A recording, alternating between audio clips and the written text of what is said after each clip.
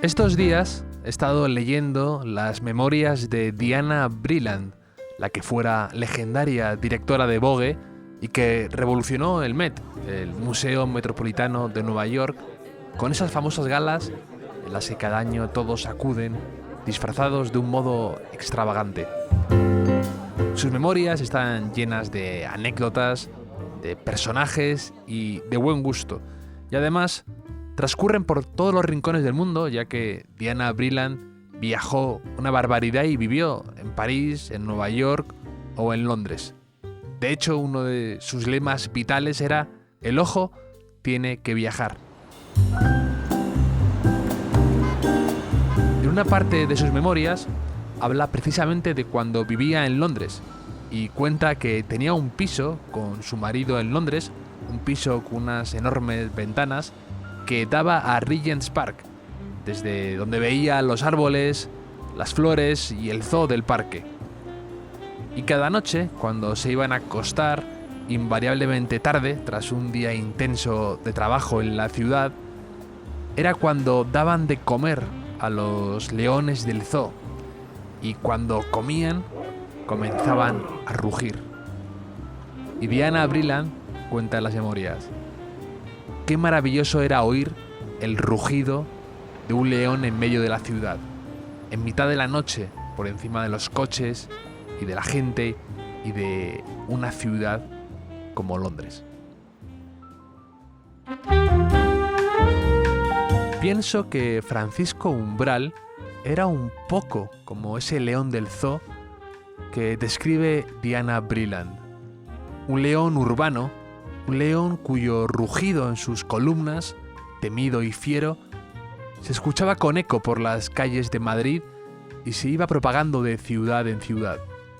Incluso llevó hasta el final de sus días esa melena suya, algo leonina, como un rasgo de identidad, de fortaleza, de eterna juventud. Y luchaba siempre por ser el rey de la jungla, por hacerse respetar, por marcar su territorio, protagonizando sonoros encontronazos con otros macho alfas que amenazaran su dominio en el periodismo o en la literatura. Nunca mostraba debilidad. Talentoso, despiadado, egocéntrico, temido, certero, culto, presumido, impertinente, valiente. Los zarpazos de Umbral eran letales y asustaba a propios y extraños.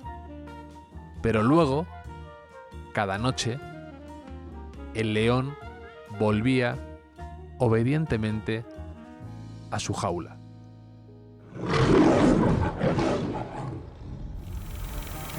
Yo lo que tengo que hacer es contar mi vida, es lo que han hecho los buenos, porque todas las vidas son iguales y tienen temas comunes a la especie humana. El amor, la soledad, la ambición, el sexo, el instinto de matar, el instinto de morir, y por lo tanto, contando mi vida, estoy contando a los demás. Bienvenidos al Hotel Jorge Juan, con Javier Aznar, un podcast de Vanity Fair y Seagrams. Hoy tenemos de invitados a Charlie Arnaiz y a Alberto Ortega de Dada Films, que acaban de hacer un documental que a mí me fascinó el otro día, que es sobre Francisco Umbral, Anatomía de un dandy. ¿Cómo estáis, Charlie y Alberto?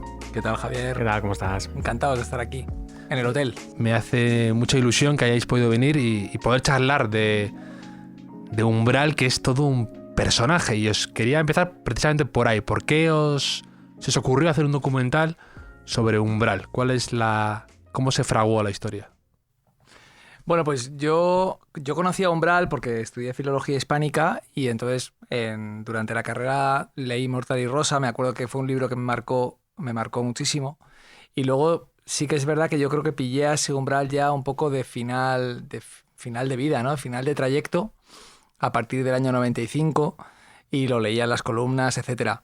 Y tiempo después nosotros pues siempre andamos buscando buenas historias, buenos contenidos, y hicimos un documental sobre Ramoncín, y ahí volvimos a descubrir al personaje, ¿no? Porque, por ejemplo, Alberto, yo creo que lo conocía más de... Yo lo que recuerdo de Umbral, el famoso vengo aquí a hablar de mi libro, yo tenía 9 años, no era bastante pequeño.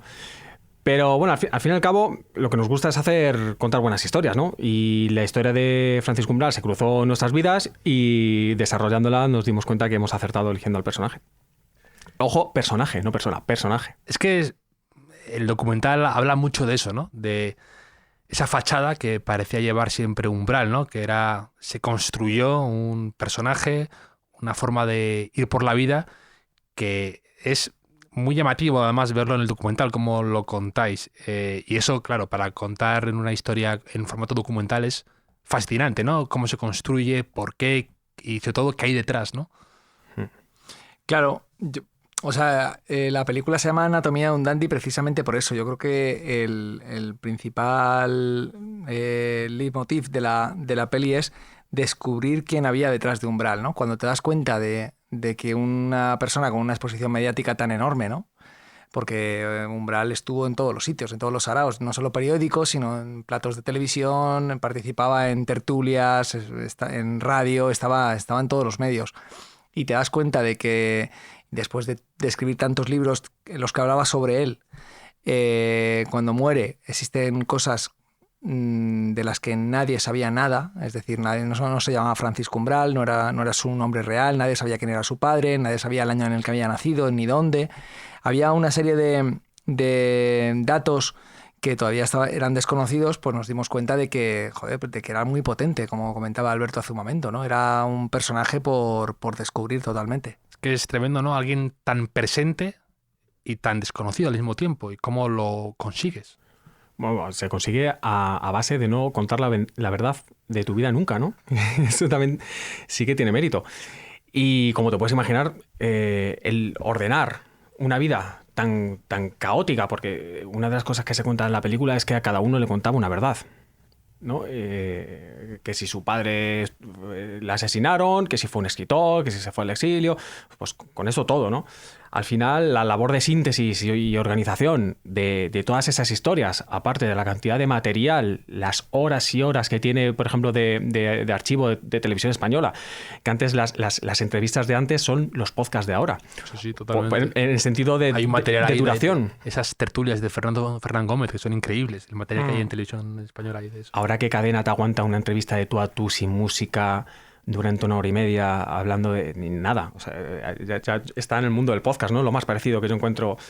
Y luego, aparte, sus 130 libros, las cintas que encontramos que estructuran el documental, son muchísimas horas. De hecho, fíjate, estaba pensando, el propio documental no tiene una estructura de guión clásica de 3 actos. Al final, si lo analizas bien, es una estructura un poquito más rara, pero es clásica, de 5 actos, ¿no? Es una figura tan difícil de contar que hasta el modo de contarlo lo hemos tenido que hacerlo por capítulos, ¿no?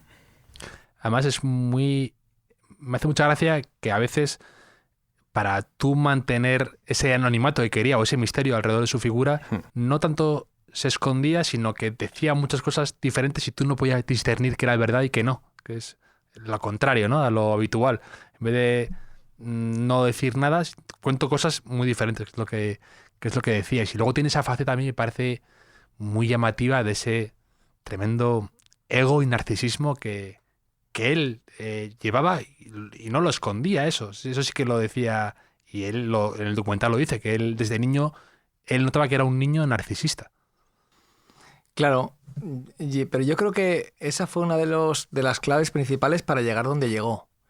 Otra cosa es si a nivel personal merece la pena pues sufrir las consecuencias de escalar tan alto, ¿no? Y a cambio de qué, ¿no? Pero yo creo que debajo de ese personaje había una persona muy tímida. Yo creo que era uno de sus principales rasgos, ¿no? Incluso a veces, analizando el archivo de televisión española, yo creo que se puede ver, ¿no? Cuando hay una entrevista, él tiraba en las cosas polémicas y los exabruptos un poco como el gato que se defiende, ¿no?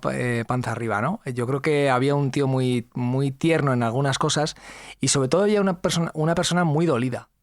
Estamos hablando de alguien que nace en el seno de una familia totalmente desestructurada, hijo de madre soltera, en una ciudad de provincias. Tu padre sabe quién eres perfectamente, pero no te atiende como deberías. De hecho, él lo dice en la película, ¿no? Él se siente como el niño que ve la fiesta desde fuera, pero él debería ser el homenajeado, ¿no? Es que a mí me parece tremendo. Y luego creo que hay tres momentos en su vida que son determinantes y que varían su personalidad, que obviamente es la ausencia de padre, la muerte de su madre y el zarpazo definitivo que es la muerte de su hijo Pincho. Es que eso es algo que en el documental además creo que lo hacéis de una forma muy emocionante, como lo contáis. Pero es tremendo, lo estaba pensando en la sala de cine de repente, claro, es que no había parado a pensar que Umbral era un hijo sin padre y un padre sin hijo. Entonces, eso es, salvo 5 años, que son los que vive su hijo Pincho, ¿no? Salvo eso, ha vivido siempre con una ausencia que le destrozó el corazón, ¿no? Primero con su padre y luego con su hijo. Entonces es tremendo alguien que ha vivido así, como que parece además que conspiran para arrebatarle esa felicidad. Y luego encima hay que añadir que la última fase de su vida estuvo solo. O sea, yo no sé si era por esa actitud al final de estar toda la vida dando palos a unos y a otros, pero la realidad es que el día de su funeral fue poquísima gente. O sea, estamos hablando de no sé, 5 o 6 personas. No fue más gente. Y está enterrado en un nicho bastante austero. O sea que sí que es verdad que estuvo, o sea, durante su etapa más prolífera, estuvo rodeada de gente, televisiones, entrevistas, tal. Pero yo creo que, como tú dices, es muy interesante esa reflexión, porque estuvo solo toda su vida hasta sus últimos días, ¿no? Y eso lo cuenta muy bien, que además me emocionó mucho verle, lo cuenta muy bien David Gistau, que le conoció en esa época final además, y tenía una relación muy buena, y él cuenta eso, como que nadie quería ver a Umbral decadente, porque era como un animal de estos que no quieres verle herido, no quieres verle débil, y que preferían quedarse con la imagen del Umbral poderoso, y no querían, les daba, no sé si pena, tristeza o lo que fuera, y se lo cuenta muy bien. Tiene una historia David que contaba que me hacía muchísima gracia, pero muchísima gracia, que uno de estos encuentros que fue a verle a su casa en Majadahonda, ¿no? De repente estaba Umbral y estaba David con él, y entonces se va la mujer de Umbral, María España, se va un rato fuera y les deja a los dos solos, y los dos se quedan un rato sin hablarse, o sea, como sin hablar, sin comentar nada, y de repente Umbral se le queda mirando así muy serio y le dice así con esa voz suya: bueno, ¿no me vas a hacer la merienda o qué? Sí, eso nos lo contó David. Y que decía David, entonces de repente yo vi que ese señor no había estado nunca ni en su cocina, no sabía dónde estaban las cosas, y le dijo: pero bueno, ¿qué te hago para merendar? Y el otro: pues un poco de membrillo, no sé. Entonces la imagen de Umbral así como pidiendo que le haga la merienda, David, siempre le decía que me lo contara, me hacía muchísima gracia. Sí, la verdad es que uno de los momentos más impactantes del documental es esa participación de David Gistau, que aparte también por coincidencia aparece en el final, en el ocaso ya de Umbral, ¿no? Y sí que es verdad que los acontecimientos, pues su desaparición, su trágica desaparición hace poco tiempo, pues cuando aparece en pantalla, ¿no? Te quedas como, joder, no te lo esperas, ¿no? Y sobre todo las cosas que cuenta, ¿no? Porque hay que respetar mucho al personaje para contar también lo que él dice, ¿no? Es decir, él va a visitar a Umbral cuando Umbral está en el hospital y dice que sube las escaleras y se encuentra, en lugar de ese personaje de bufanda, ese dandy, se encuentra un anciano en bata, con las canillas blancas y peladas, y que prefiere darse la vuelta antes de... Por respeto hacia él. Pero ¿cuánto tienes que admirar a un personaje para hacer eso? ¿no? Porque si tú, a ti realmente el que te da igual y lo que quieres es verle y saber qué ha sido, pero cuánto debes de admirar y de respetar a alguien para darte la vuelta y que no te vea, ¿no? No sé, porque hay que hablar que la clínica Montepríncipe no está cerca, es decir, te das un buen paseíto hasta tu casa, ¿no? Y cómo tiene que ser ese momento, ¿no? De decir, joder, lo podía haber saludado, me podía haber despedido de él, pero he preferido que él no se diera cuenta de que lo estaba viendo, ¿no? A mí me parece uno de los momentos más bonitos del documental. No, a mí digo, me emocionó mucho y además sabía la relación que tenían, atípica, porque David le conoció jovencito cuando empezaba y Umbral le dedica palabras muy bonitas en Días Felices en Argüelles, por ejemplo, y se llevaban muy bien y me hacía mucha gracia. Además esto, que también sale muy bien retratado, ¿no? Como lo difícil que es a veces hacerse un nombre o llevarse en el mundo del periodismo, del columnismo, que además hay esa especie a veces de egos, de macho alfas luchando por su espacio, con sus peleas. De hecho, bueno, me acuerdo perfectamente de verlo en el programa Aquí hay tomate, la disputa que hubo entre Pérez Reverte y Umbral. Y me hace gracia recordarlo que yo lo viera en Aquí hay tomate, lo cual te dice mucho de cómo ha evolucionado la televisión.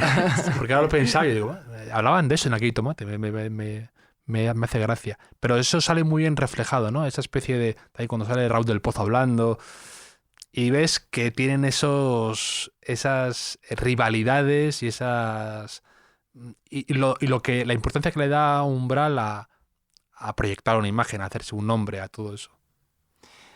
Claro, pero es que aparte Francisco Umbral, yo creo que esa imagen, ese personaje que se crea, lo hace totalmente consciente. Es decir, Francisco Umbral hizo varios ensayos dedicados a personalidades que se asemejan un poco a lo que él quería ser. Por ejemplo, escribe un libro sobre Larra, que se llama Anatomía de un dandy. Escribe un libro sobre Valle Inclán, que se llama Los botines blancos de Piqué.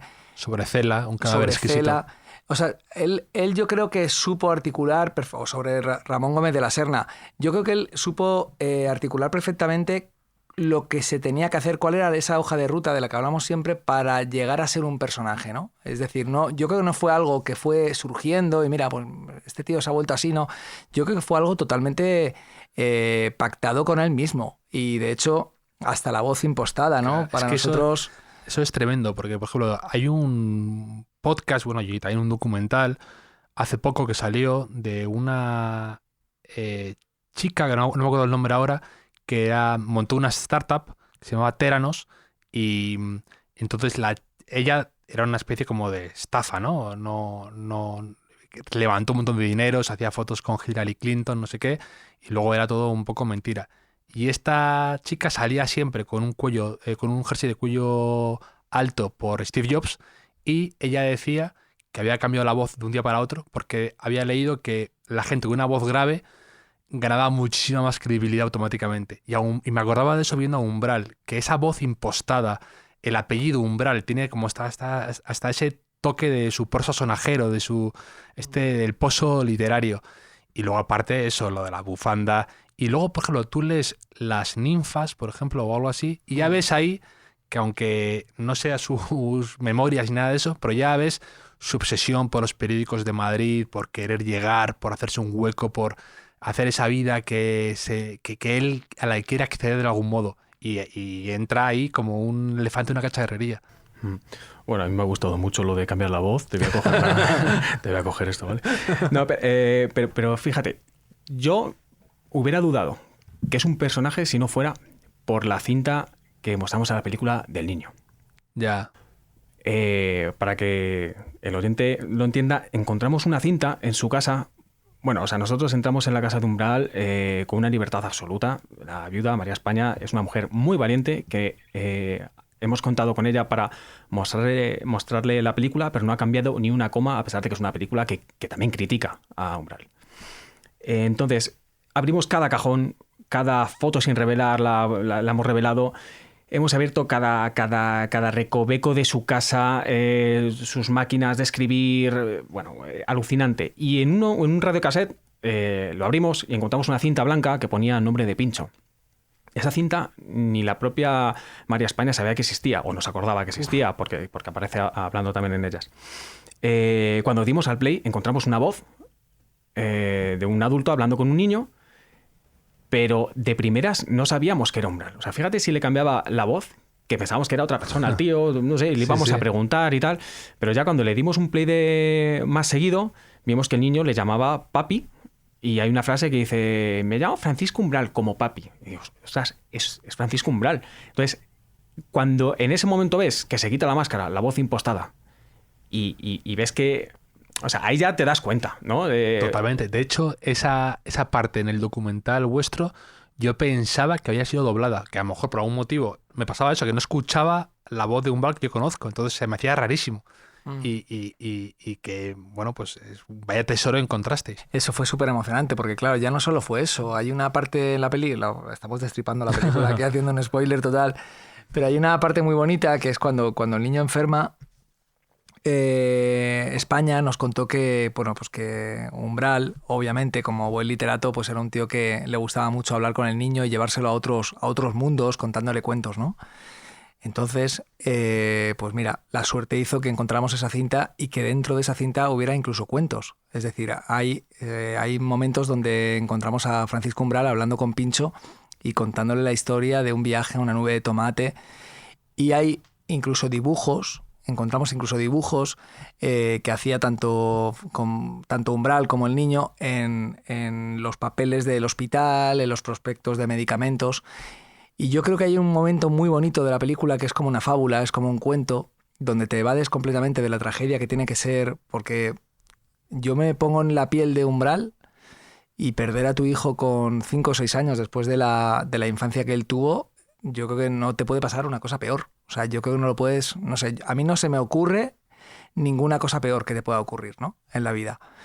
Entonces, yo creo que hay un momento muy, muy bonito donde se junta esa voz de Paco Umbral con el niño respondiéndole esos dibujos y ves algo de luz, ¿no? Y sobre todo yo creo que a partir de ahí yo creo que fue alguien que cambió completamente. Es decir, yo creo que ya la vida le decepcionó totalmente. La esperanza que tenía puesta en ser padre y en que en sus momentos de intimidad tuviera esa ternura que no tenía fuera, se dio cuenta de que no iba a ser posible y yo creo que más o menos arrojó la toalla y hubo un cambio bastante considerable en su personalidad y también en su obra. Y por ejemplo, ahora, después de haber hablado con tanta gente, con Raúl del Pozo, con Rosa Montero, con Gistau, con Javois y con María España y con más gente, ¿cuál creéis que es la imagen más generalizada de Umbral? Es decir, ¿creéis que era al final alguien que caía bien, que no, que le gustaba a la gente, lo dice Javois, que a la gente le gustaba ser despellejada por Umbral con sus famosas columnas de negritas y de sociedad y todo eso? Entonces, al final, bueno, yo no sabía lo del funeral que habéis comentado ahora, que fuera poca gente, pero ¿creéis que ha dejado un legado como de ogro o más de alguien que ha aportado mucho a la literatura española y demás? Pues, a ver, como persona yo creo que está claro que, y nosotros no lo hemos encontrado durante el documental, hemos tenido que sufrir que fue una persona que se metía en demasiados tinglados.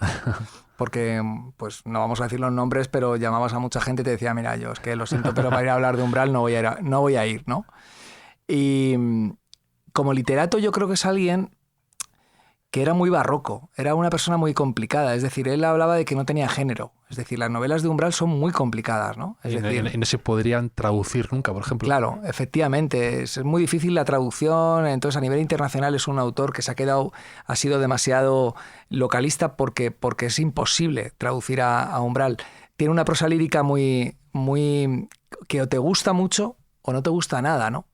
Y yo creo que esa forma lo que ha hecho ha creado un reducto y poco a poco la gente yo creo que lo ha dejado de leer. Nosotros la verdad es que aspiramos a que nuestro documental mucha gente haga que vuelvas a leer a Umbral. Yo creo que hay obras que son maravillosas como Mortadelo y Rosa, Un ser de lejanías o los propios ensayos de los que estábamos hablando antes, ¿no?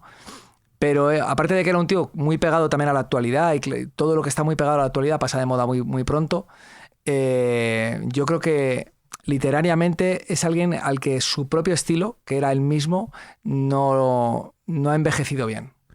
Pero es curioso porque lo dice Raúl del Pozo, que aquí ganó todo. Era un premiado, ganó el Cervantes, ganó el Nadal, ganó muchas cosas y muy reconocido y muy... Pero sí que a lo mejor se quedó con la espinita de no ser reconocido internacionalmente como otros autores, ¿no? Otros escritores de su generación. Como Cela, por ejemplo, ¿no? Al que él admiraba un poco. Claro, sí, al que él admiraba, pero cuando muere Cela escribe un libro que se llama Cela, un cadáver exquisito, Sí. donde lo pone a caer de un burro. Es decir, también es que era una personalidad muy complicada, ¿no? Porque hablamos de Cela, en la película, por ejemplo, hablamos todo el rato de que Cela lo ayuda, Y Cela... Delibes, ¿no? Y Delibes. A Delibes lo trató mejor, porque incluso hizo una biografía de Delibes y fue bastante amable con él. Es que Delibes me parece muy complicado ser malo con él porque... Es que no podía ser malo. Claro, ¿no? porque el hombre, que es lo que lo leí hace poco con alguien, sobre alguien, que decía Delibes, lo único que le pasaba es que era muy bueno y por tanto muy aburrido. Claro. Que es cruel, pero que a veces pasa eso con tal. Y Umbral, en cambio, era todo lo contrario. Si él decía, si eres bueno no llegas a nada. Claro. Efectivamente, pero también habla Ángel Antonio en la película de que a él le gustaba mucho la rosa y el látigo, ¿no? Sí. Es decir, adular a alguien y de pronto cuando esa persona ya estaba tranquila diciendo, bueno, pues es mi amigo, me respeta, tal, de pronto una columna de estas al día siguiente de las que te dejaba doblado, ¿no? Es que, claro, hay que ponerse también en ese momento. Él decía también que era un terrorista de los periódicos. Él, por ejemplo, cuando hablan de Pérez Reverte, dice, pero eso ya pasó ayer. Es decir, yo soy como un terrorista, yo pongo una bomba y al día siguiente estoy en otro sitio. Es que a mí no me hables de eso, yo ya lo he olvidado, ¿no? No sé, ahora mismo con el tiempo yo creo que lo vemos de diferente forma, pero estar en la contienda en ese momento, estar en la batalla literaria y social en ese momento no debía ser fácil con una persona así. Me encanta porque es media hora deliciosa de insultar al personal, famosos, millonarias, putas, es una especie de purga matutina y luego ya me pongo a seguir cosas más serias. Las columnas, las negritas, eran los trending topics de la época. Exacto, es que era otra cosa que tenía apuntada, que quería comentar con vosotros, que lo apunté al salir del cine, que es que hubiera sido un buen tuitero y un buen instagramero, porque se habría hecho fotos de él mismo sin parar, selfies sin parar, posando delante de un espejo, delante de un cuadro suyo, todo eso, y luego también como generador de polémicas y como trending topic, lo que dices tú, porque las negritas, es verdad que ingenio, que era otra idea adaptada que él haya visto, ¿no? Lo decís en el documental. Pero qué grande era lo del concepto de las negritas, de la gente ir atrás a ver quién salía mencionado y quién no, y es una genialidad eso. Sí, sin duda, y como se dice en el documental, si aparecías, enseguida te llamaran de todos lados diciendo, oye, ¿has visto que has salido y tal? Un poco, yo creo que si sales trending topic ahora sería un poco lo mismo. Y ahora mismo, Umbral en la actualidad en redes sociales, pues tengo mis dudas, porque o sería el rey del mambo, hablando rápido y mal, o no podría soportar... Es que decía cosas que ahora mismo yo creo que no se pueden decir, ¿eh? No, de hecho yo estoy... ahora me he estado leyendo libros suyos, por ejemplo, crónicas de esa guapa gente, que son como columnas de estas que él tenía de sociedad y de haciendo perfiles de gente, y que a veces te asustas al leer, decir, bueno, es que esto parecería ahora impublicable, bueno, no pasa en ningún corte. Y al mismo tiempo que interesante leerlo pasado un tiempo. Y que además eso, lo que la rosa y el látigo que decía Ángel Antonio, que comentabas tú ahora, de que eran elogios envenenados, no decía una sin pegarte un palo después, tenía una facilidad para eso que parece, tremenda. Sí, bueno, también hay que tener en cuenta que era otra España, ¿eh? Hace 40 años pasaban por normales cosas que ahora mismo, por suerte, pues eran inimaginables, ¿no? Hemos visto entrevistas en televisión española en directo diciendo algunas barbaridades que a ver, es verdad que algunas cosas, pues, a ver, podríamos haber hecho un documental siendo pues mucho más amables con él, pero también mucho más crudos con él, ¿no? Pero también hay que, es lo que te decía, yo creo que hay que ser consecuente con la época que vivimos y tampoco, claro, tú no puedes presentar un personaje enseñando todos esos trapos sucios, esas entrevistas, Sí, esos gazapos. haciendo esas opiniones sobre las mujeres que ahora serían impensables. O sea, yo creo que lo importante es tratar de no ser revanchista. Es decir, está claro que Umbral era un personaje que muchas de sus declaraciones era muy machista, era incluso en los platos de televisión, Alberto y yo flipábamos de que de pronto soltaba una barbaridad y se reía todo el mundo, pero el primero era el presentador que estaba con él y el público, etcétera, ¿no? Obviamente hemos avanzado muchísimo y está muy bien, ¿no? Pero yo creo que también era todo mentira, era todo impostado. Es decir, él, seguramente las dos personas a las que más aprecio tenía, aparte de él mismo, era a su madre y a su mujer. Eran dos mujeres, ¿no? Y sin ellas yo creo que no hubiera llegado nunca a donde llegó. Entonces, yo creo que todo en él era mentira, incluso sus historias amorosas, etcétera, habría que ver bien, ¿no? ¿Qué había ahí? Obviamente, algo habría. Como dice España, le gustaban las mujeres sobre todo por su esqueleto, ¿no? Que tampoco miente la mujer. Pero yo creo que también... Y lo dice él en algún momento de sus libros. Tiene una frase siempre me ha parecido como muy de Umbral, que era para mí la mujer era un sacerdocio, como algo vocacional casi, como algo de, claro. Y de dedicación exclusiva. Claro, y sobre todo estamos hablando de una persona que si nos ponemos en el contexto de la época, no dejaba de ser un apestado cuando era pequeño, porque es así, y se tuvo que sentir así, y llegó a las cotas más altas de poder social. O sea, se lo dice Mercedes Milán en la película, dice, es que tú tienes mucho poder, Paco, tienes más poder que el presidente del gobierno, y él se ríe y bebe agua, ¿no? Paco Umbral, ustedes lo saben, los que le leen, que tiene un poder tan grande que puede crear un mito, destrozarlo, crear un político, destrozarlo, crear una idea, destrozarlo. Y eso, Paco, es poder. Más poder que si eres el presidente del gobierno. ¿O no? ¿Tú eres consciente de eso? Bueno, lo que hace falta es que sea consciente mi señorito, es decir, el director del periódico, o sea, Juan Luis Cebrián, y me suba el sueldo. Ya. Pero estamos hablando de ya no solo poder que los políticos les interesaba que los pusiera bien en su columna, estamos hablando era una persona que escribió un libro sobre Felipe González, que a lo mejor lo ponía a caer de un burro y la gente compraba esos libros, ¿no? Más era esa época, ¿verdad?, en la que teníamos la sensación de que todo estaba concentrado, no como ahora, que ahora está todo mucho más... Claro. Que también es una ventaja, ¿no? Hay mucho más canales, mucha más información. Ahí había los periódicos que había y las figuras totémicas y ya está. Y entonces Umbral le leían cada día, lo decís, unas barbaridades de gente, millones de personas le leían a Umbral. Claro. Y ese poder para tumbar a gente, era aparte de adictivo, y él se regodeaba un poco en eso, que no deja de ser una cosa que quizá ya no vamos a vivir de esa forma, ¿no? Aquí en España, la sensación de alguien con semejante poder, eso también lo cuenta Gistao, ¿no? Como esa figura del dios tronante, ¿no? Que cuando se enfadaba lanzaba y castigaba. Completamente. Hay una España en la película que ya no existe, que yo creo que ya ha desaparecido, y hay una profesión que ha desaparecido también, que es la de columnista, la de articulista, tal y como se entendía en la época de Umbral. Yo creo que eso ya no existe. Yo creo que con la aparición de Internet, yo creo que todo eso ha dado un giro, ha dado un vuelco y la gente no sé, vamos, yo creo que mucha gente joven cuando vea la película se va a extrañar de decir, pero bueno, ¿esto qué es? O sea, como un tío que escribe en un periódico y que tiene un cuadradito tiene tanto poder, ¿por qué, no? Y yo creo que eso es lo bonito también de poder asistir a esta película, ¿no?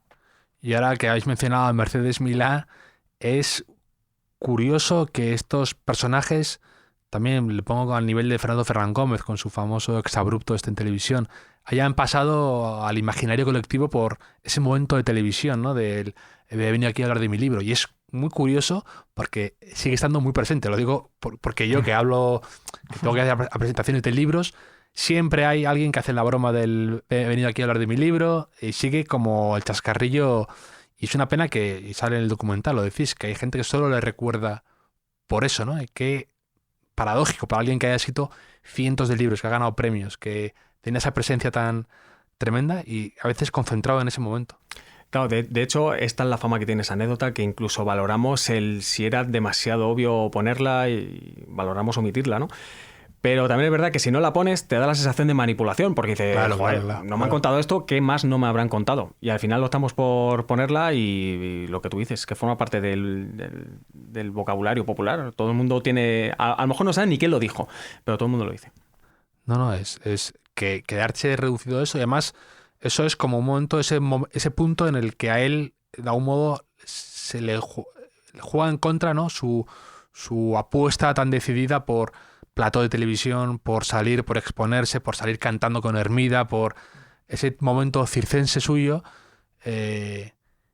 Ahí cuando conoce el lado más amargo, ¿no? del tema. Pero luego salen esas cintas vuestras, que son para mí un descubrimiento tremendo, él hablando con una naturalidad y dicen, a mí me da igual que todo esto. A Valle Inclán se le conoce por la barba y a Cervantes porque era manco. Pues a mí por esto. Y se fuma un puro, ¿no? Esa actitud siempre como de tirar hacia adelante y seguir disparando, ¿no? Era un poco su mentalidad, yo creo, en lo que escribía y lo que tal. A mí lo que me parece asombroso es que alguien así aguantara toda esa fachada sin venirse abajo y luego que esa como necesidad que tenía él de hacer guerra, ¿no? De crearse enemigos, de buscar insultar a alguien, de tal, que eso no le agotara o no se cansara ni él ni España de eso, de ese toma y daca.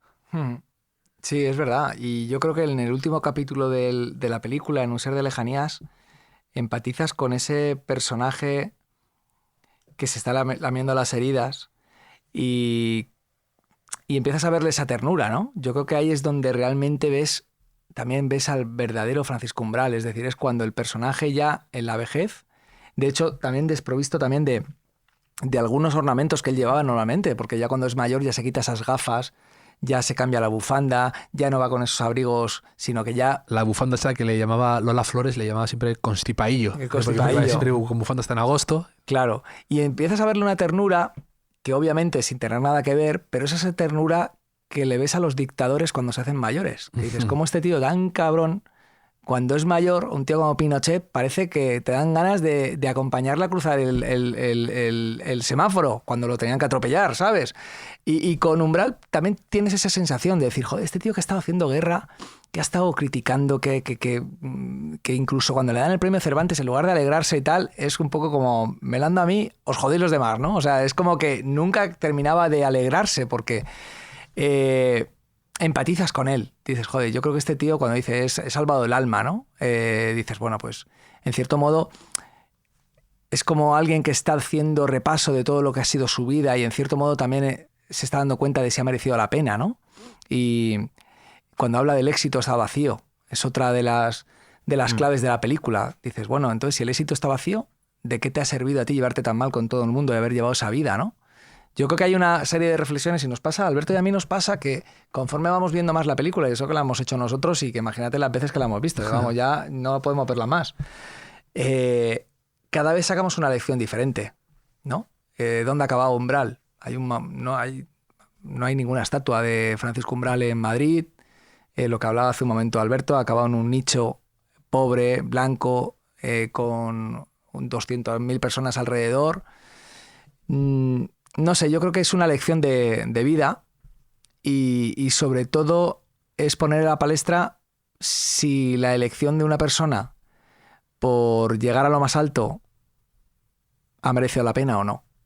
Y luego el buen oído que tenía para captar modismos, expresiones, palabras. Eso a mí me deja fascinado leyéndole ahora y en el documental, que era como una especie de esponja, ¿no? De cómo captaba todas las modas que iban ocurriendo.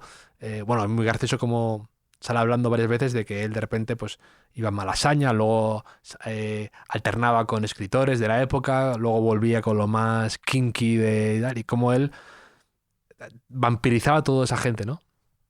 Sí. Él de hecho se definía como un kinky vestido por Pierre Cardin, ¿no? Y yo creo que le tenía que hacer mucha gracia el decir, joder, yo que vengo de las clases más bajas, estoy aquí con las marquesas, con toda la aristocracia, merendando con todo el mundo en mi rinconcito del Palace. Y yo creo que todo eso a él le tenía que hacer mucha gracia, ¿no? Y aparte, yo creo que se nos olvida el contexto. De verdad, o sea, yo creo que por ejemplo, cuando le dan el premio Cervantes, vemos cómo levanta el teléfono, un teléfono de esos antiguos. Es que no había móviles en la época. Ese momento es espectacular, cuando está con la botella de Valentine's en la mesa y de repente recibe el premio y como que parece que se ha andado tarde, ¿no? Claro. Y que dice, a mí, que soy muy snob, lo que me ha gustado es que me llame la ministra, ¿no? Y cuando no sabes que la ministra dice, sí, cielo, claro que sí, cielo. Que era Pilar del Castillo. Sí, Pilar del Castillo. Por eso lo define muy bien. Yo creo que sobre todo no nos podemos imaginar lo que tenía que ser, ¿no? En una época donde no había WhatsApp, no había móviles, no había Internet, porque yo creo que Internet estaba comenzando.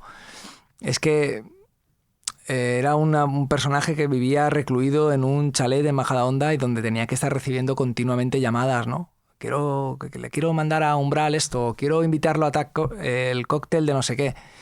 Y no sé, yo imaginarme esa época y lo que tenía que suponer para él todo este trajín de vida y etcétera, me parece increíble, ¿no? Yo la verdad es que siempre, se lo decía también a Alberto cuando empezamos el proyecto, siempre he visto a Umbral en esa casa. Y para nosotros, por ejemplo, entrar en la dacha fue, no sé, pues alucinante, ¿no? Porque está todavía todo como los mismos cuadros, hay alguna cosa que ha cambiado, pero en general hay muchas cosas que están como estaban, ¿no? ¿Libros en la piscina?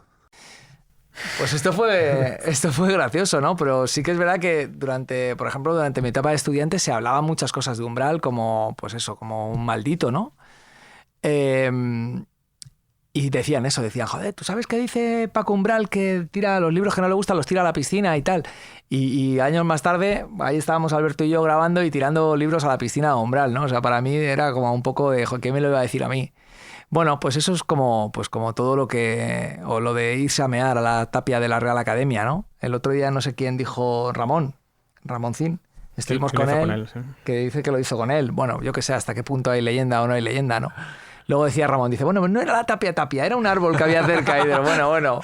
Se empieza a decir, se acaba uno sí. en su propio cuarto de baño, ¿no? Exacto. Pero bueno, yo creo que al final lo que queda es el personaje. A nosotros nos hace mucha ilusión que se haya esa reivindicación de Umbral. Yo creo que era necesaria. Creo que muere en el 2007 y desde entonces yo creo que era una persona a la que se había olvidado y que era necesario volver a revisitar. ¿Y vosotros creéis que Umbral era una persona muy, muy independiente o todo lo contrario, alguien muy, muy dependiente? Porque no me queda claro al ver el documental con muchas cosas como pretendía yo creo que Umbral, que era alguien que siempre jugaba al despiste. Vuestra sensación al acabar de todas las entrevistas que habéis hecho, de leer todo lo que habéis hecho de él, ¿era alguien independiente que iba por libre o todo lo contrario? Muy dependiente y muy necesitado de la atención, de que le hicieran caso. ¿Cómo lo veis? Yo creo que es una opinión muy personal que yo tengo sobre eso, y yo creo que era muy dependiente era muy dependiente con todo el mundo, porque dependía mucho de María España, que yo creo que le daba ese afecto y esa compañía que él necesitaba, porque yo creo que nadie puede estar absolutamente solo y ser un llanero solitario completo. Pero es que el tándem que hacía ellos dos era brutal. O sea, yo creo que la única persona que realmente le ha conocido hasta el último de los secretos fue María España. Que volviera a casa, bueno, lo que se cuenta también es esa parte de que él volvía a casa y al final estaba con España. O sea, él encontraba a lo mejor alguna señorita con la que tenía una affair, se iba al Café Gijón tal, pero luego todos los días volvía a España. Y yo creo que sin María España no creo que hubiera podido salir adelante, sobre todo con esa última pérdida del niño. Porque es que si no, no hay forma, ¿no? Y hablan de que justo se unieron con la pérdida del niño y pasaron ese luto juntos. Por eso yo creo que es independiente con todo el mundo, pero muy dependiente de María España. Es vuestra conclusión, ¿no? De que era un tío que necesitaba el ancla de María España para seguir un poco, para no irse a la deriva, ¿no? Sí. Y todo eso. ¿Y qué más? Vosotros, por ejemplo, para contar una historia, me refiero de Ramoncín, de un documental como el de Umbral o hacer videoclips, ¿qué es lo que más os interesa ahora? De fijaros, de buscar en la gente, qué es lo que, para trabajar, qué material necesitáis y buscáis y anheláis, y cuando lo encontráis decís, mira, es esto, ¿qué es lo que os interesa más? Como buscador de historias, me refiero. Bueno, pues nosotros siempre estamos buscando buenas historias. Sí que es verdad que llevamos muchos documentales biográficos. Hemos hecho un documental sobre Luis García Montero, sobre la Bordeta, hemos hecho cosas con Niña Pastori, Manuel Carrasco, acabamos de hacer otro con Alejandro Sanz, el de Camilo Sesto, Francisco Umbral. Y sí que es verdad que nos apetece un poco también salirnos de la eso. España. Sí, porque bueno, mira, el documental biográfico en este país está muy mal visto. O sea... es como remover, ¿no? No, pero ya no solo eso. Yo creo que, y esto también es una opinión muy personal mía, creo que el biopic está muy mal visto. Es decir, tú haces un buen documental de autor, con planos largos, social, etcétera, y siempre está mejor visto que un buen documental biográfico, ¿no? Parece que el documental biográfico hay mucha gente que lo hace de menos. Y es muy difícil, desde mi punto de vista, hacer un buen documental biográfico, ¿no? Ya no solo a nivel de forma, sino también a nivel de contenido y todo lo que conlleva, ¿no? Es decir, al final, cuando tú haces un documental sobre un personaje, ese personaje está vivo o ese personaje está muerto y todavía existen herederos, afectos que todavía quedan vivos, etcétera, ¿no? Negociar esa parte, todo el tema de la cesión de imagen, de las fotografías, de qué saco, qué no saco, al final tú tienes la responsabilidad de que estás haciendo un retrato de una persona. Y tú a lo mejor, si esa persona está ya muerta, pues eres el hijo o eres un descendiente y tú al final lo que quieres es que tu padre o tu abuelo, quien sea, salga lo más guapo posible en el cuadro, ¿no? Pues eso es muy difícil, porque eso muchas veces va en contra de tu propio trabajo y tu libertad como creador, ¿no? Nosotros, en este documental, por ejemplo, como comentaba Alberto hace un momento, estamos muy contentos porque nos hemos encontrado con una persona muy inteligente al otro lado, que es María España, que yo creo que ha dicho, pero ¿cómo van a hacer un documental de Paco sin Paco? Es decir, Paco era así y Paco dijo esto, ¿no? Pero a lo mejor nos hubiéramos encontrado a otra persona que nos hubiera dicho, oye, no, esto no lo pongas, porque es que si no, no te cedo las imágenes de las fotografías de Paco Umbral. O, oye, no pongas... yo no quiero que salga Paco diciendo que él era un cabrón. Ya. Y eso es muy difícil, lidiar con cada persona, cada... gente que quiere tener mucho control de lo que va a decir o cómo va a salir, o también lo pienso mucho a la hora de hacer de la gente que hacéis documentales, que es un género que me interesa muchísimo, y dices, ¿hasta qué punto tú pactas cuánto tiempo va a salir de cada persona o cómo la edición, todo eso es complicado a veces negociarlo, ¿no? Bueno, no, tampoco creo que se pacte. O sea, siempre intentas que esté igualado. Por ejemplo, una de las primeras versiones de esta última película había un personaje en concreto que salía muchísimo, ¿no? Entonces, en la segunda reedición intentamos compensar y contar lo mismo de otra forma, para ir reduciendo, para que alguien no tenga más protagonismo del que debe. Y eso siempre que te lo encuentras. Pero no hay un pacto como tal. Yo creo que también una de las cosas que nos gusta hacer es pasar todo el contenido que hacemos. Otra cosa son los encargos, que eso es otra historia, pero todo lo que hacemos muy nuestro lo pasamos por el sensor de la emoción. Aunque suene un poco cursi, pero sí que muchas veces le damos al play. Y me gusta mucho cuando de repente removemos mucho una edición, le damos al play, termina la secuencia, nos miramos, tenemos los pelos del brazo erizados de la emoción, decimos, vale, esto funciona. Y solemos removerlo, son muy exigentes y reeditamos hasta que lo conseguimos, ¿no? Nos preocupa mucho la música, los tiempos, etcétera. Pero las cosas, si no emocionan y no cuentas algo que sea un conflicto y que el personaje vaya y venga, o sea, que no sea monótono, que no sea un mero homenaje, sino que se dedican cosas buenas, cosas malas, o sea, es que no merece la pena meterte en un proyecto así, ¿sabes? Y con Umbral es el claro caso, es como una emoción, un carrusel, ¿no?, de emociones hasta el final. Y luego que haya siempre un equilibrio entre la forma y el contenido, ¿no? Es decir, estamos viendo... Hay una saturación total de documentales en las plataformas, ¿no? Muchas veces ves un documental y parece un anuncio de Colonia. Es decir, pues son documentales donde no, pues lo que te decía hace un momento, no te sacan la parte negativa. Sí, son las geografías.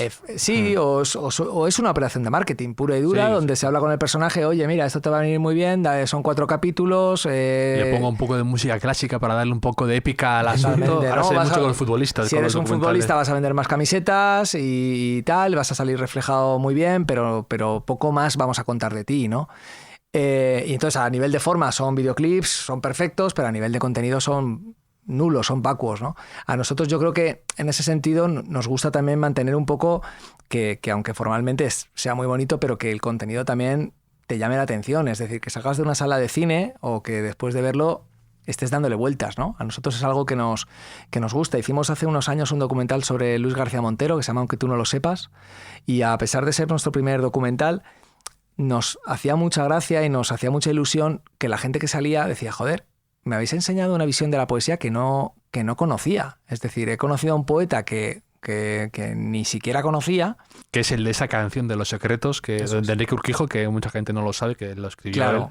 Exacto. Y esa película, por ejemplo, nos hizo ver que, pues eso, que al final la cultura también tiene que ser entretenimiento. ¿Por qué no lo puedes pasar bien o mal? Pero y es una forma que yo creo que tenemos en Dada y que entre Alberto y yo estamos tratando de hacer, de que cuando veas algo siempre te quede un pozo, ¿no? Siempre te quede algo. Hicimos también una película sobre la Bordeta y yo creo que cuando terminabas de ver esa película, no sé, decías, joder, he entendido el personaje, ¿no? He entendido la época. La Bordeta, por ejemplo, es un personaje también más poliédrico de lo que creemos, porque claro, la Bordeta a veces te quedas con lo del Un país en la mochila y la imagen suya más folclórica, por así decirlo, y en cambio tenía muchas más capas, ha sido una persona pues muy polifacética y a veces quedan sepultadas esas capas por las otras, que al final te quedas con la última versión suya y es una pena no hacer ese labor casi petrolífera, ¿no?, de extraer el fondo, ¿no? Claro. Nosotros la verdad es que hicimos una película que se llama Un país en la Bordeta, que fue un proyecto también muy, muy bonito y se nos quedó un poco también esa sensación que le pasa a Umbral, ¿no? Que al final la gente a lo mejor también se quedó con ese tío que decía desde la tribuna del Congreso, iros a la mierda, ¿no? O lo que tú hablabas de Fernando Fernán Gómez, ¿no? Pero yo también muchas veces pienso, y en esto a lo mejor soy demasiado nostálgico, pero que la gente que hacemos documentales de alguna forma estamos rescatando del olvido una serie de materiales, estamos haciendo un poco como esa labor de arqueólogos audiovisuales y rescatando cosas que si no fuera por este trabajo que imprimen muchas veces y que vas y que tomas con ímpetu, no, pues no sé, a lo mejor la viuda de Umbral tiene 85 años y no es eterna, ¿no? Y el día que fallezca, que yo espero que sea dentro de mucho tiempo, pues todo eso, si no llega alguien, lo ordena y cuenta la vida de Umbral, todo eso se pierde, ¿no? Y seguramente, a lo mejor si es alguien sin el mínimo de sensibilidad, pues cogerá esa cinta de pincho, en el caso de que no la hayamos descubierto, y habrá dicho, una cinta de los chichos, fuera. Es verdad, ¿no? Y dices, bueno, pues está en una película y alguien dentro de muchos años, cuando quiera saber quién era Francisco Umbral, cuando quiera conocer cómo era la España de este final de siglo, pues al igual que a finales del siglo XVIII y principios del XIX ves los cuadros de Goya, pues recurrirán a Umbral y recurrirán a nuestra película, ¿no? Entonces, no sé, a lo mejor es darnos no demasiada importancia, pero sí crearnos un poco como que estamos haciendo una labor mucho más importante de la que nos pensamos, pero yo pienso así. Yo, por ejemplo, tenemos unos materiales de García Montero, por ejemplo, grabados y tal, y yo lo pienso y digo, joder... Mira, por ejemplo, lo que hizo Víctor Erice, ¿no? Con el Desencanto. No, y con también, aparte con el Desencanto, que es una maravilla, con los Panero, también el documental con Antonio López, el pintor, con el Sol en los membrillos, sí, algo así. Sí. Que ese documental, él hablando con él de la vida, mientras toman el aperitivo y hablan de sus cuadros y esas cosas, es un material que ahora mismo es valiosísimo, pero valiosísimo. O La silla de Fernando, por ejemplo, de David Trueba y Luis Alegre, que tienes una conversación de 2 o 3 horas con Fernando Fernán Gómez. Es que eso sería impensable. Eso si no existiera sería impensable. Se habría perdido, ¿no?, con él.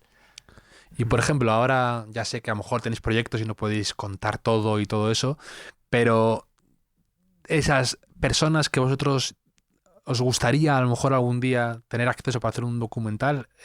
Puede ser algo muy de echarse a soñar o algo más accesible, pero ¿qué personas diríais, me encantaría hacer un documental sobre este tipo? Puede ser Bob Dylan, o puede ser algo más cercano como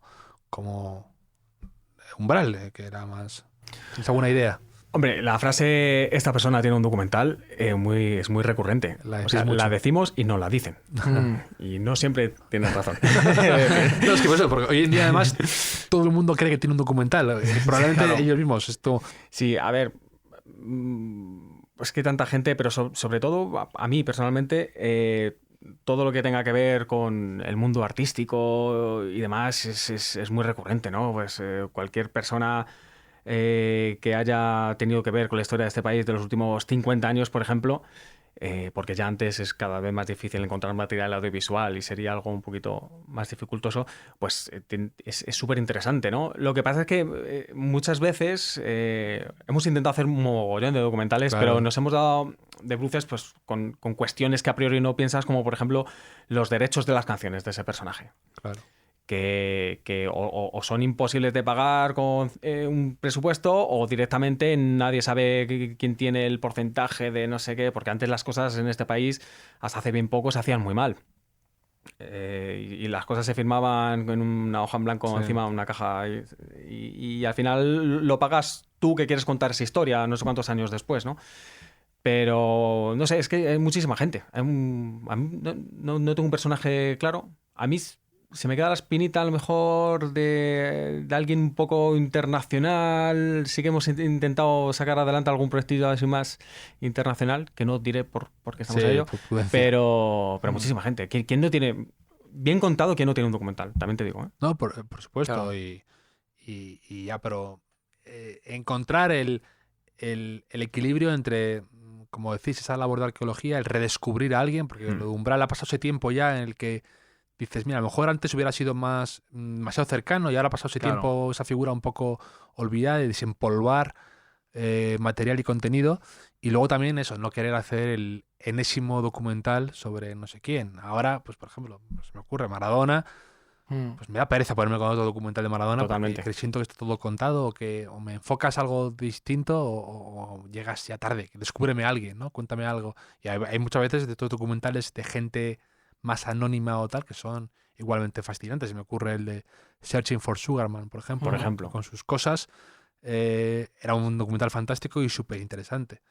Y hablando de este tipo de documentales, ¿tenéis alguno así de referencia a vosotros que digas, mira, no me canso de ver este, o me sigue pareciendo fascinante este trabajo, este documental, o lo recomiendo siempre para la gente que empieza, o que tenéis así alguno en la ¿Español cabeza? o De lo que queráis, de cualquier tipo. de cualquier tipo? También para los oyentes que quieran acercarse a algún documental distinto y que os parezca de un modo que puede influir en la gente o puede inspirar. Claro. Hombre, hay muchos documentales, pero si hablamos así de personajes, yo creo que hay algunos que se están haciendo que son increíbles. Por ejemplo, a mí me encantó el de Amy Winehouse, el de Whitney Houston, por ejemplo. El También de Amy Winehouse yo conocía a los que lo hayan producido, que eran ¿Ah, los sí? mismos que los de Sena, ¿no? Creo, y todo Sí, esto. ¿no? efectivamente. Eran gente de Irlanda y algo así, Sí. los conocí. El de Bob Marley, por ejemplo, también es una maravilla, uno que se hizo hace unos años. Por ejemplo, hace poquito he visto una serie documental que se llama Laurel Canyon, sobre la zona de Los Ángeles donde surgió un poco el movimiento folk, y me ha parecido una maravilla. O sea, me ha parecido, creo que se lo comentaba a Alberto, porque entiendes perfectamente lo que surgió, por qué surgió en ese sitio y también cómo acaba, ¿no? Cómo acaba todo ese movimiento hippie con el tema de Charles Manson y el crimen de Sharon Tate, etcétera, ¿no? Y me ha parecido una maravilla, sobre todo porque la documentación es alucinante. O sea, es que estás viendo y, o sea, a mí me parece de verdad que cuando empiezas a hacer documentales te fijas en ese tipo de cosas. Dices, pero bueno, todas estas imágenes, ¿de dónde las han sacado? El trabajo que hay detrás, ¿no? Claro. Que a lo mejor parece algo... Y a veces ocurre con los documentales o con el trabajo de investigación de un libro, que lo ves así tan fácil que piensas que no ha habido detrás un trabajo de meses, Claro. pues incluso, por ejemplo, la la cinta que decís de Umbral con su hijo Pincho, que detrás parece como que se ha caído del cielo para vosotros y en el fondo hay un trabajo ahí de estar detrás, de desempolvar, de buscar hasta dar con la joya, que es como un tesoro para vosotros. En ese momento. De todas formas, una cosa que siempre comentamos es en los documentales americanos. Hay situaciones en las que de repente hay una cámara y dices, ¿por qué hay una cámara grabando a, por ejemplo, el de Whitney, que está tomándose ahí algo en un bar, pensativa y tal? Pero dices, ¿quién estaba grabando? Que no había móviles, ¿no? Exacto, me pasó eso con lo de Jordan también. Que dices, Jordan. Que dices, efectivamente, dices, pero si esto, claro, no era el móvil como alguien grabando así de... No, disimulando. Era una cámara de 10 kilos encima de un señor agachado grabando eso y nadie miraba a cámara y lo tenían súper normalizado. Y de todas formas, siempre te topas con el tesoro en un documental. Siempre por lo menos en los que hemos hecho nosotros, siempre hemos tenido esa suerte, ¿no? En este fue la cinta de Pincho, pero también la cinta de las entrevistas. Por ejemplo, en el de Ramoncín, nos encontramos con... Además, fue súper peculiar porque nos hablaron de un señor que vivía solo en un sitio y tenía un montón de grabaciones en latas. Y fuimos Charlie y yo. Y el señor era un poco peculiar porque nos decía, bueno, si no me lo compráis, prendo fuego a todo. Prendo fuego a todo. Y yo, no prenda fuego, pero nos gustaría verlo antes de comprárselo, ¿no? Pues nos pidió un dineral y luego sacó una máquina y montó el negativo y el negativo empezó a arder. Y nosotros, pare, no, siga. O sea, no sé, por ejemplo, en Camilo VI también hay anécdotas buenísimas porque fuimos también a grabar a su casa cuando aún estaba vivo. Y bueno, nos dejó un poco ojear por ahí, ¿no? Y de repente fuimos al sótano, abrimos la puerta de una sauna. La típica sauna de todo el mundo. La típica sauna que tenemos todos en el sótano. Y de repente, o sea, se veía claramente que esa sauna nos había usado desde hace muchísimos años, pero estaban todos los másters de todas las canciones de la primera época, sobre todo de Camilo VI. Tenía en mi mano el 8 pistas de Vivir así es morir de amor. Pero además eran másters que ni siquiera la discográfica se veía dónde estaban. Estaba la primera canción de Miguel Bosé, que se la produjo él, y estaban ahí, pues imagínate, o sea, estaba apagada la sauna, pero no estaba, o sea, no era un frigorífico donde tienes que tener esas cosas un poco frescas, ¿no? Pues eran materiales, o por ejemplo, la cinta en 4K de un videoclip grabado por Lazarov en la NASA con Camilo VI, que tuvimos que revelar en 4K. Son pequeños tesoros que de repente te encuentras y es fascinante, ¿no? Incluso en Anatomía de un Dandy pasa, por ejemplo, nos dimos cuenta, seleccionando los textos que va leyendo Aitana Sánchez Gijón, nos dimos cuenta que había textos literarios de Umbral que coincidían perfectamente con fotografías. Hay un momento donde habla de la madre, y dice, mi madre con su codo apoyado en una columna neoclásica. O otro momento, por ejemplo, donde habla del niño y dice que el niño está bebiendo en un tazón y que mira por debajo del flequillo. Joder, para nosotros fue súper revelador darnos cuenta de que es que Francisco Umbral tenía esa fotografía delante o estaba pensando en esa fotografía cuando estaba escribiendo. Y esto es algo que yo creo que no está en ningún libro. Es decir, yo no sé si alguien... De hecho, deberíamos hablar con Benedict, que es una de las estudiosas de Umbral, para decirle, oye, ¿os habéis dado cuenta de este detalle? Porque a lo mejor ahí tienes una tesis, ¿no? Que puedes tirar del hilo y seguramente haya más, ¿no? Y como a veces, en esa época supongo que sería así, ¿no? El revelar una foto y que tú mismo también a veces claro. Te inspiraras en ellas como material para escribir, ¿no? Eso es. Curioso. Pero también te encuentras cosas de estas que son hallazgos un poco que jamás hubieras imaginado, ¿no? Y te llevas unas alegrías tremendas, porque claro, es que ya no solo lo estás revelando tú, sino que es que se lo estás haciendo llegar a gente. Nosotros, bueno, en la productora nos está escribiendo fans de Umbral. Es que tenía mucho... Sí, más de lo que pensábamos. Tiene mucha gente que le leía con devoción y, claro, eso genera... Y además era con ese estilo tan suyo que pues genera muchos files y muchas fobias, pero muchísima gente muy fan, claro. Claro, estarán fascinados con el descubrimiento que habéis hecho. Y hablando de descubrimientos y de redescubrimientos que antes comentábamos, ¿no? De estas figuras que a veces tenemos una imagen un poco distorsionada. Ha salido ya a colación varias veces. Ramoncín. Yo no he visto vuestro documental, pero me parece... Quiero verlo porque también tengo una imagen, y creo que mucha gente, distorsionada de Ramoncín, ¿no? Muchas veces ya, a veces la caricatura de una sombra, ¿no? De lo que es Ramoncín. ¿Quién es Ramoncín y qué os parece que habéis descubierto haciendo un documental sobre él? Me parece que me genera mucha curiosidad saber. Pues mira, nosotros fue un proyecto que nos llegó a través de la discográfica de Warner y nosotros conocíamos a Ramoncín, pero no, vamos, no, tampoco éramos fans de Ramón, o sea, pues conocíamos como pues de Lingo, de la época de la música, de la ese programa me hacía mucha gracia, me decía siempre, al final acababa y decía, bueno, me voy, que he quedado con 2 amigas. Por eso que lo que hablábamos antes, ese tono un poco así de la época, sí. Pero sobre todo, a mí no sé, me hizo mucha ilusión hacer ese docu porque descubrí un personaje, una persona tremendamente inteligente. Es una persona muy inteligente. Y luego es curioso que tiene muchos puntos de conexión con Umbral. Es decir, Ramón también es hijo de madre soltera. De hecho, Ramón nació muy cerquita de aquí. Nació en la Puerta de Alcalá, en un taxi, que iba con su madre y con su abuelo. Y también fue una persona que saliendo del barrio de Delicias, la gente piensa que es de Vallecas, pero él nace en Delicias, y siendo de clase muy humilde, llega a ser un artista consagrado. Es decir, ahora mismo yo creo que la gente joven ni siquiera se lo puede imaginar, pero Ramoncín llenaba estadios. El rey del pollo frito era por algo, el rey, ¿no? No, totalmente, ¿no? Y fue un tío que por primera vez se va a Televisión Española y se pone a cantar una canción que se llama Marica de Terciopelo. Con aquel rombo. Con el rombo. Y es un poco el que trae el rollo punk a España. De hecho, es el primero que se pone a tirarse huevos con al público.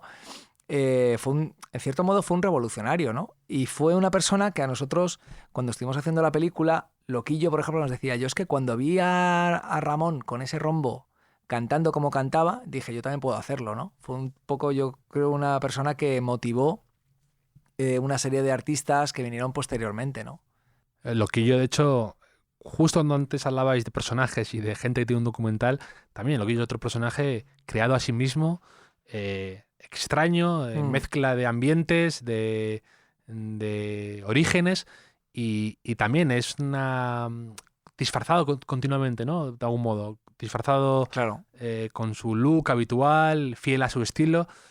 Y esta gente no deja de resultarme eso, fascinante por querer mantener siempre esa fachada, por incluso en el caso de Loquillo, un tío alto, con el tupé, ¿no? Pues y las vueltas que dan todos, más de moda, menos de moda, de repente otra vez un boom, de repente otra vez una presencia en medios, cómo se reinventan continuamente. Claro, pero yo creo que cuando ves ese documental, el de Ramón, que se llama Una vida en el filo, se te queda esa sensación de decir, joder, este tío, si este tío pudo hacerlo, yo puedo hacerlo, ¿no? Eso yo creo que es un mensaje muy, muy guay para la gente joven, ¿no? Al igual que, por ejemplo, cuando ves la serie de los Javis, Veneno, también te da una lección, ¿no? Es decir, te cuenta la historia de una persona, pero en el fondo también te está dando una lección que yo creo que viene muy bien para la época en la que estamos viviendo, ¿no?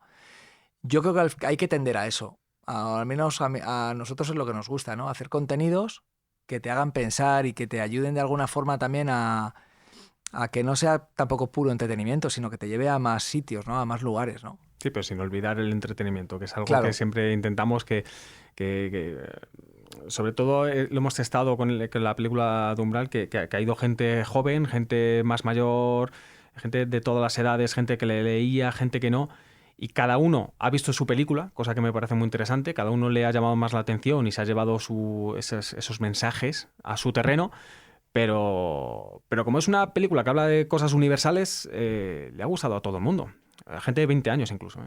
Pues Charlie, Alberto, me lo he pasado fenomenal desenvolviendo el misterio que hay alrededor de Umbral, y recomiendo a todo el mundo ir a ver vuestra cinta, que está ahora mismo en los Cines Ideal y los Renoir Princesa, y ahora también estáis en Valladolid, ¿no? Y creo que en Barcelona vais a empezar ahora, ¿no? Eso es. Sí. Y próximamente también seguramente en Valencia, pero bueno, estamos cerrando fechas, pero sí, se puede ver en muchos sitios. Y es un momento que a la gente el cine no lo tiene tan a mano en sus planes, pero que si pueden escaparse merece mucho la pena porque es un documental emocionante, muy interesante y de verdad que está bien contado sin caer en eso, en poner en los altares esa figura y tampoco destrozarla. Creo que está muy bien equilibrado, que no es nada fácil, lo que comentabais, el mostrar esas caras sin que se pierda el equilibrio.